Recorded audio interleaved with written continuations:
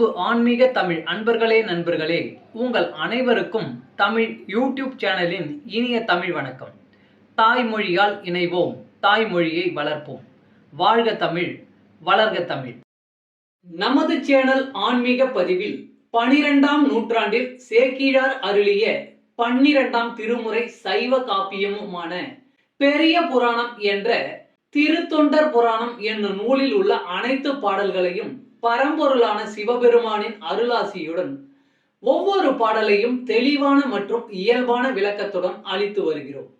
நாங்கள் அளித்து வரும் இந்த பெரிய புராணம் என்ற திருத்தொண்டர் புராணம் பதிவினை கேட்டு அதன் இனிமை உணர்ந்து அகிலம் காக்கும் இறைவனின் அருளாசியை பெற்று இறைபயன் அடையுமாறும், மேலும் இந்த பதிவிற்கு லைக் மற்றும் ஷேர் செய்தும், அது மட்டும் அல்லாமல் இதுவரை இந்த சேனலுக்கு நீங்கள் சப்ஸ்கிரைப் செய்யவில்லை என்றால் சப்ஸ்கிரைப் செய்து பெல் பட்டனையும் அழுத்தி ஆதரவு அளிக்கவும் அன்புடன் கேட்டுக்கொண்டு இப்பதிவினை தொடர்கிறேன். வாருங்கள், ஆன்மீக பதிவில் சேக்கிழாரின் 12ஆம் திருமுறையான பெரிய புராணம் என்ற திருத்தொண்டர் புராணம் பாடல்களை தெளிவான விளக்கமுடன் அறிவோம், அறிந்து தெளிவோம், தெளிந்து இறைபயன் அடைவோம். பெரிய புராணம் அல்லது திருத்தொண்டர் புராணம் என்பது சேக்கிழார் அவர்களால் பெருங்காப்பிய இலக்கணங்கள் பலவும் கொண்டதாக இயற்றப்பட்ட சைவ காப்பியம் ஆகும். சுந்தரமூர்த்தி சுவாமிகளின் திருத்தொண்ட தொகை என்னும் நூலை முதல் நூலாக கொண்டும், சுந்தரமூர்த்தி சுவாமிகளை காப்பிய தலைவராக கொண்டும், அவர் போற்றிய சைவ அடியார்களின் வாழ்க்கை வரலாற்றினையும் இந்நூலில் சேக்கிழார் விவரிக்கிறார். திருத்தொண்ட தொகை நம்பியாண்டார் நம்பி எழுதிய திருத்தொண்டர் திருவந்தாதி ஆகியவற்றை மூல நூல்களாக கொண்டும், 2ஆம் குலோத்துங்க சோழனிடம் அமைச்சராக இருந்த சேக்கிழார் பல ஊர்களுக்கு சென்றும் திரட்டிய தகவல்களை கொண்டும் பெரிய புராணம் எழுதப்பெற்றுள்ளது. 2ஆம் குலோத்துங்க சோழனின் ஆணையின்படி தில்லைக்கு சென்றவர் அங்கு இருக்கும் இறைவனான நடராசர் உலகெல்லாம் என்று அடியெடுத்து கொடுக்க சேக்கிழார் உலகெல்லாம் உணர்ந்து ஓதற்கு அரியவன் என பெரிய புராணத்தை தொடங்கியதாக நம்பப்படுகிறது. இடைக்கால இலக்கியத்தில் மக்களின் வாழ்க்கை பற்றி வரலாற்று போக்கில் அறிவதற்கு இந்நூல் உதவுகிறது. பெரிய புராணம் முதல் காண்டம், 2ஆம் காண்டம் என 2 காண்டமாகவும், முதல் காண்டத்தில் 5 சருக்கங்களையும் 2ஆம் காண்டத்தில் 8 சருக்கங்களையும் உடையதாக அமைக்கப்பெற்றுள்ளது.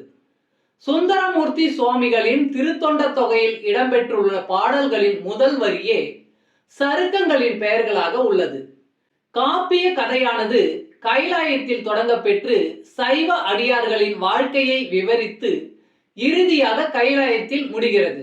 முதற் காண்டத்தில் திருமலை சருக்கம், தில்லைவாழ் அந்தணர் சருக்கம், இலைமலிந்த சருக்கம், மும்மையால் உலகாண்ட சருக்கம், திருநின்ற சருக்கம் என்ற 5 சருக்கங்களும், 2ஆம் காண்டத்தில் வம்பரா வரிகண்டு சருக்கம், வார்கொண்ட வனமுலையால் சருக்கம், பொய்யடிமை இல்லாத புலவர் சருக்கம், கரைக்கண்டன் சருக்கம், கடல் சூழ்ந்த சருக்கம், பத்தராய் பணிவார் சருக்கம், மன்னிய சீர் சருக்கம், வெள்ளானை சருக்கம் என்னும் 8 சருக்கங்களும் அமைந்துள்ளன.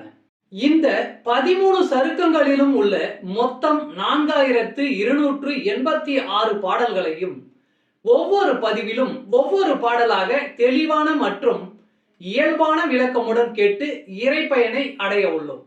சைவ சமய திருமுறைகளில் 12ஆம் திருமுறையான திரு சேக்கிழார் பெருமான் அருளிய திருத்தொண்டர் புராணம் என்ற பெரிய புராணம்.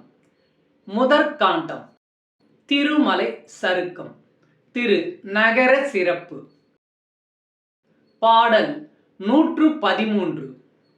பழிப்பறை முழக்கோ ஆர்க்கும் பாவத்தின் ஒலியோ, வேந்தன் வழித்திரு மைந்தன் ஆவி கொலவரும் மரளி ஊர்தி கழுத்தணி மணியின் ஆர்ப்போ, என்ன தன் சடைமண் கோல தெழித்தெழும் ஓசை மன்னன் செவிப்புலம் புக்க போது.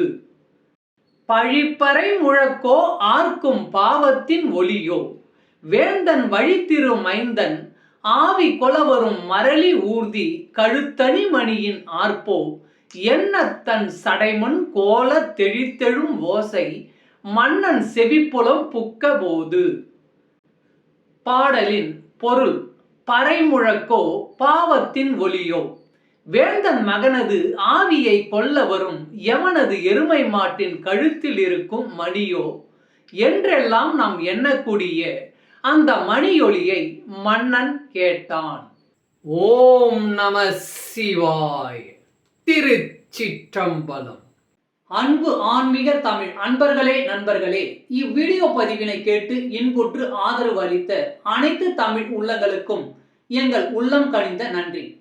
மேலும் இப்பதிவு உங்களுக்கு பிடித்திருந்தால் லைக் மற்றும் ஷேர் செய்தும், இதுவரை இந்த சேனலுக்கு நீங்கள் சப்ஸ்கிரைப் செய்யவில்லை என்றால் சப்ஸ்கிரைப் செய்து பெல் பட்டனையும் அழுத்தி ஆதரவு அளிக்கவும் அன்புடன் கேட்டுக்கொள்கிறோம். மிக்க நன்றி.